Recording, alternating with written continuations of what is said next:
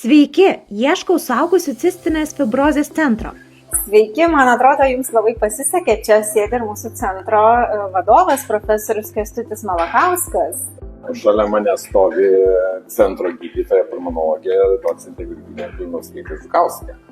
Gal galit papasakot, koks pagrindinis jūsų centro tikslas? Mūsų centro tikslas pagrindinis yra teikti medicininę pagalbą sergantiesiems suaugusiems cistinę fibrozę Lietuvoje. Tai kad mūsų pacientai būtų kiek įmanoma laimingesni ir gautų kiek įmanoma patį naujausią gydymą ir pačią tą pagalbą, kurios jiems reikia tuo metu.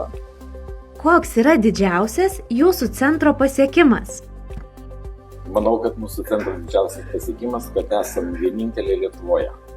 Kokią savo centro ateitį jūs matote? Aš ją matau šviesę.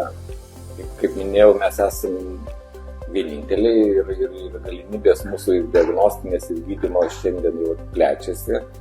Bendradarbiavimas su užsienio centrais vystomas ir manau, kad žiūrint iš perspektyvos, tikrai mūsų pacientams ta baisioji liga nebus tokia baisi, kaip kažkada buvo. Ačiū labai už pokalbį. Iki kitų kartų.